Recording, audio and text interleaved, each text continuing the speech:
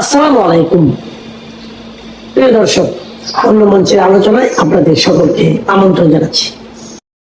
আওয়ামী লীগের সভানেত্রী সাবেক প্রধানমন্ত্রী শেখ হাসিনা দেশে ফিরবেন এই ঘোষণা দেওয়ার পর ঠিক কি জাদু ঘটে গেছে বাংলাদেশ জুড়ে, সেটা নিয়ে এখন আওয়ামী লীগের শীর্ষ নেতৃত্ব পর্যায়েই জোর আলোচনা চলছে। মানে এখনো সময় হয়েছে কিনা, নেত্রীর এখনই দেশে ফেরা ঠিক হবে কিনা, এটা নিরাপদ হবে কিনা, মামলার রায় মাথায় নিয়ে, ফাঁসির রায় মাথায় নিয়ে তার দেশে ফেরা, কিভাবে তিনি 6 মাসের মধ্যে দেশে ফেরার কথা বলছেন, এসব যখন হয়ে উঠেছিল শেখ হাসিনার দেশে ফেরার ঘোষণার পরপরই, তখন সারা দেশ জুড়ে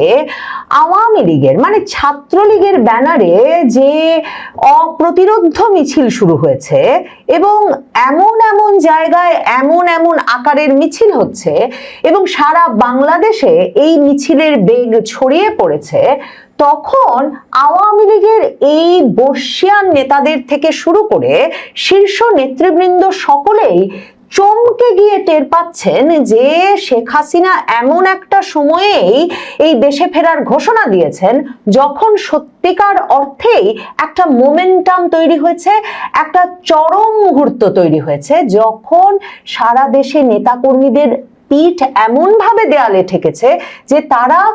অপ্রতিরোধ হয়ে উঠেছেন। তারা যে কোনো ভাবে রাস্তায় নেমে, রাজপথে নেমে স্লোগান দিতে, দলবদ্ধ হয়ে একটা নিজেদের উপস্থিতি জানান দিতে, পুলিশ এবং প্রশাসনকে চ্যালেঞ্জ ছুড়ে দিতে সম্পূর্ণত প্রস্তুত। শেখ হাসিনা 24 আগস্টের পর থেকেই একরকম তৃণমূল পর্যায় পর্যন্ত নিজেই যোগাযোগ রাখছিলেন, নিজেই আলাপ করছিলেন এবং সেটা নিয়েও আওয়ামী লীগের ভেতরে নানা রকম মত ছিল যে নেত্রীর আসলে তৃণমূলের নেতৃত্বের যে একটা কাঠামো আছে সেসব কাঠামো না পেরিয়ে গিয়ে এই যে একেবারে পরিবার পর্যায়ে কথা বলা, কর্মীদের সঙ্গে কথা বলা, এসব দলে আসলে নতুন করে চাঙ্গা করতে সাহায্য করবে নাকি বরং দলে যে নেতৃত্বের কাঠামো আছে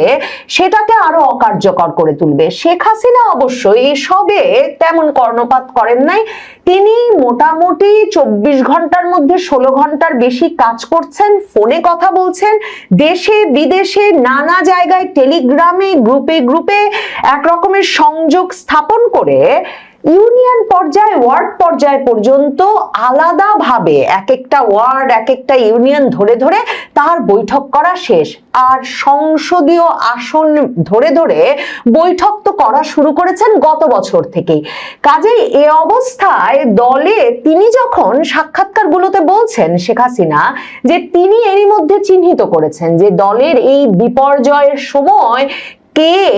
নেতৃত্ব দিতে এগিয়ে এসেছে, দলের হাল ধরার সাহস করেছে,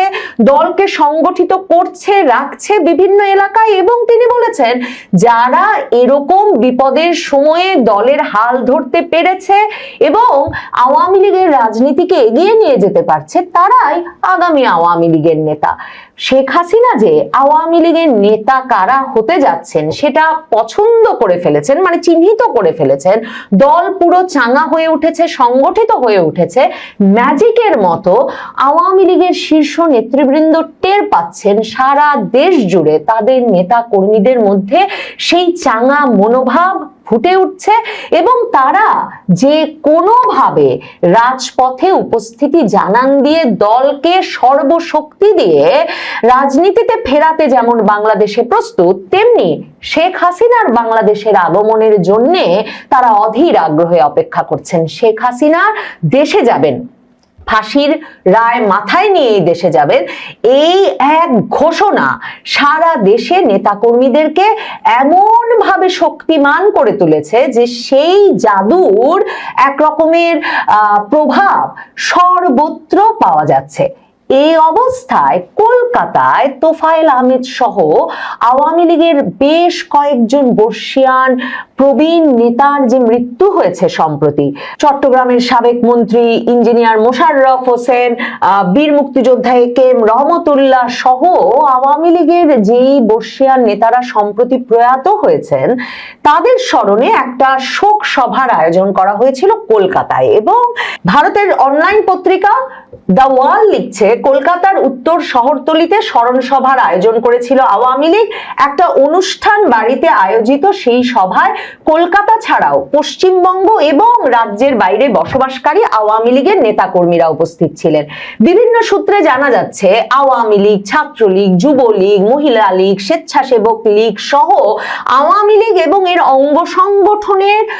যত নেতা কর্মীরা কলকাতায় এবং এর আশপাশের শহরগুলোতে অবস্থান করছেন তাদের একটা বিরাট অংশ, 4 শতাধিক মানুষ এসে জড়ো হয়েছিলেন কলকাতার ওই কমিউনিটি সেন্টারে প্রয়াত নেতাদের প্রতি শ্রদ্ধা জানাতে। এর আগে কখনো যেমন এরকম কোনো ভেন্যুতে সুনির্দিষ্টভাবে মানে এ ধরনের সভার আয়োজন করা হয় নাই, সেটাও কিন্তু খুব তাৎপর্যপূর্ণ। তার মানে কলকাতা, পশ্চিমবঙ্গ সরকার, পশ্চিমবঙ্গের বিজেপি সরকার এবং ভারত সরকার আওয়ামী লীগকে শুধুমাত্র যে আওয়ামী লীগের সভানেত্রী শেখ হাসিনা কিংবা আওয়ামী লীগের শীর্ষ নেতাদেরকে রাজনৈতিক কর্মকাণ্ড অনলাইনে পরিচালনা করতে দিচ্ছেন ভারত থেকে, তাই নয়, এখন ভারতে আওয়ামী লীগ কর্মসূচি ঘোষণা করে তার দলীয় নেতাকর্মীদেরকে জড়ো করতে পারছেন। তার মানে ভারত সরকারের একটা প্রচ্ছন্ন সমর্থন টের পাওয়া যাচ্ছে যে তারাও মনে করছে যে আওয়ামী লীগের দ্রুত সংগঠিত হয়ে বা বাধাহীনভাবে সংগঠিত হয়ে রাজনৈতিক কর্মকাণ্ডের সম্পূর্ণ সুযোগ পাওয়া উচিত এবং সে কারণে তারা সম্পূর্ণ সমর্থন দিতে প্রস্তুত। মানে শুধু যে এস জয়শঙ্কর বা অজিত দোভাল বাংলাদেশ সরকারকে বারবার বলছেন একটা অন্তর্ভুক্তিমূলক পরিবেশ সৃষ্টি করতে, তাই নয়, সেটা সৃষ্টি করবার জন্য সংগঠিত হতে আওয়ামী লীগকে শক্তি সঞ্চয় করতে যা করা দরকার ভারত সরকার সেটা করতেও যে প্রস্তুত। এই সামান্য ঘটনাটি যে একটা কমিউনিটি সেন্টারে আওয়ামী লীগের স্মরণ সভার আয়োজন করতে দেওয়া, সেটাও কিন্তু এর একটা সুনির্দিষ্ট প্রমাণ। দ্য ওয়াল লিখছে যে এই যে সচারেক মানুষ স্মরণ সভাটিতে যোগ দেন সেটা আওয়ামী লীগের নেতাকর্মীদের মধ্যে তুমুল আলোচনার জন্ম দিয়েছে। স্মরণ সভায় উপস্থিত অনেকেই এক বাক্যে বলেছেন যে 5ই আগস্টের পর কলকাতাতেও আওয়ামী লীগের উদ্যোগে এত বড় জমায়েত হয়নি, কারণ এই বিষয়ে একটা বাধা নিষেধ ছিল। এর আগে যখন বাংলাদেশের সংবাদ মাধ্যম বলেছে যে বিবিসি বাংলা লিখেছে যে কলকাতায় বোধহয় আওয়ামী লীগ অফিস খুলে ফেলেছে, আওয়ামী লীগ শুধু যে সেই খবরটা ভুল সেটা জানিয়েছিল তাই নয়, তখন ভারতের সরকারও কিন্তু যে এ ধরনের কোনো ঘটনা ঘটবার সুযোগ নেই বলে জানিয়েছিল বাংলাদেশের পররাষ্ট্র মন্ত্রণালয়ের চিঠিতে। দ্য ওয়াল লিখছে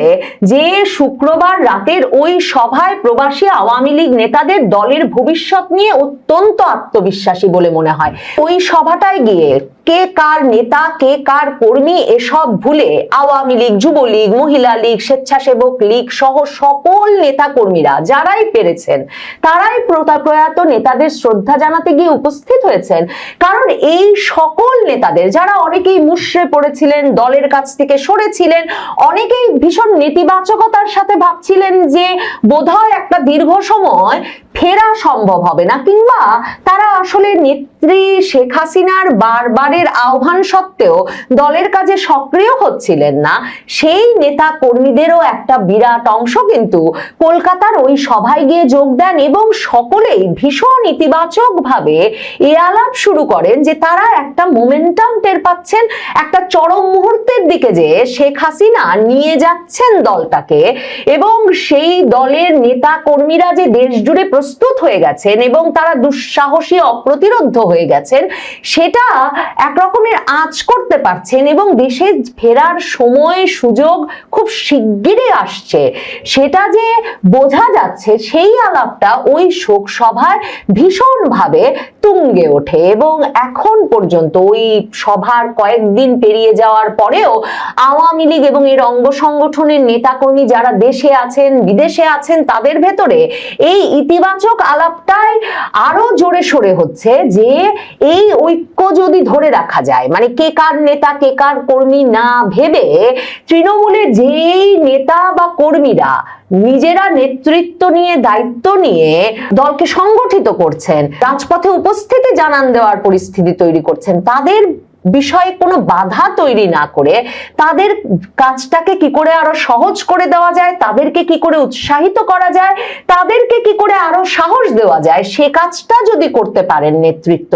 তাহলে আসলে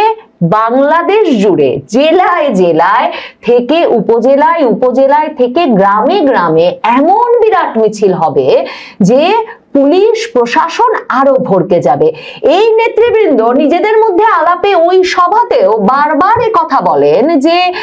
তারা আসলে বিভিন্ন জায়গা থেকে, মানে জেলা থেকে উপজেলা থেকে এক রকমের প্রতিদ্বন্দ্বিতার মতো শুনছেন যে ওখানে এত বড় মিছিল হয়েছে, আমাদের এখানে আমরা আরো বড় মিছিল করব, ওখানে এই প্রস্তুতি চলছে, আমরা আরো বড় প্রস্তুতি নেব। মানে হঠাৎ করে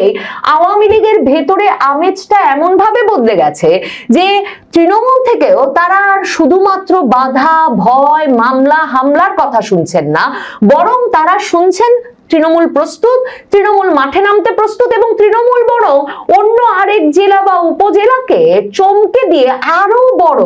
মিছিলটা তার এলাকায় করতে প্রস্তুত।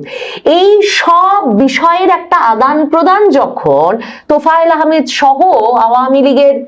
প্রথিতযশা নেতাদের স্মরণ সভায় মুখোমুখি বসে নানা রকম এক রকমের রেষারেষি বিভেদ ভুলে আওয়ামী লীগের নেতা কর্মীরা করেছেন, তখন এমন একটা ইতিবাচকতার সৃষ্টি হয়েছে যে সেটাও সারা আওয়ামী লীগ জুড়ে দেশে বিদেশে ছড়িয়ে পড়ছে। দ্য ওয়াল লিখছে যে ওই সভায় যোগদানকারী এক নেতা তাদের বলেন যে দেশ ছেড়ে আসার পর আমাদের মধ্যে কিছু ভুল বোঝাবুঝি এবং বিচ্ছিন্নতা ছিল, নেত্রী শেখ হাসিনা বারবার এ ব্যাপারে দলকে সতর্ক করে আসছিলেন, তিনি বলছিলেন সব বিভেদ ভুলে ঐক্যবদ্ধ হতে হবে, ভুল ধরার সময় এখন নয়, এখন দলকে গোছাতে হবে, সবাইকে একসঙ্গে কাজ করতে হবে। তো প্রবীণ এক নেতা ওয়ালকে বলছেন যে শুক্রবারের ওই তোফায়েল আহমেদদের স্মরণ সভাটি দলের সেই ঐক্যের এক অতি আবশ্যিক দৃষ্টান্ত হয়ে উঠেছিল। এতদিন বৈঠকে অনুষ্ঠানে যোগ দেননি অনেক নেতাকর্মী, ওই স্মরণ অনুষ্ঠানে উপস্থিত ছিলেন, সাংগঠনিক আলোচনায় তুমুল উৎসাহ দেখিয়েছেন। আর তারা বলছেন যে সভানেত্রী শেখ হাসিনা দেশে ফেরার ঘোষণা দেওয়ায় প্রবাসে থাকা নেতাকর্মীদের মধ্যে একটা তুমুল উন্মাদনা সৃষ্টি হয়েছে, এবং সেই উন্মাদনা মিলে গেছে শেখ হাসিনার অনুপ্রেরণায়, শেখ হাসিনার সংগঠনে তৃণমূলে যে উন্মাদনা সৃষ্টি হয়েছে তার সঙ্গে, এবং সকলেই এখন মানসিকভাবে প্রস্তুত নেত্রীর দেশে ফেরার জন্য, এবং তাদেরকে তৃণমূলের নেতাকর্মীরা জানাচ্ছেন তারা প্রস্তুত সম্পূর্ণত রাজপথে এবং বাংলাদেশের রাজনীতিতে নেত্রীকে ফেরানোর জন্য। আওয়ামী লীগের নেতাকর্মীদের একটা বিরাট অংশ বলছেন যে শেখ হাসিনা দেশে ফেরার ঘোষণা দেওয়ার পর দলের ভেতরে যে ইতিবাচক মনোভাব, যে চাঞ্চল্য, যে উৎসাহ অনুপ্রেরণার সৃষ্টি হয়েছে দেশে এবং বিদেশে, সেটা 24 আগস্টের পর থেকে এভাবে ঐক্যবদ্ধভাবে এর আগে কখনো দেখা যায়নি। এবং কোন নেতা বলছেন যে শেখ হাসিনা দেশে ফেরার ঘোষণা দেওয়া মাত্র সরকার সহ বিএনপি, জামাত, এনসিপি এবং তাদের যে এক ধরনের সমর্থক বাহিনী অনলাইনে এবং অফলাইনে, এবং ইউনূস সরকারের উপদেষ্টারা সহ তাদের সমর্থক বাহিনীদের একটা অংশ যে ধরনের আতঙ্ক দেখাচ্ছে অনলাইনে বিশেষভাবে, যে শেখ হাসিনা ফিরবেন কিনা, কিংবা প্রথম আলো সহ সংবাদ মাধ্যমগুলো নিয়মিতভাবে শেখ হাসিনার ফেরা সম্ভব কিনা, কি ভুল হয়ে গেলে ফেরা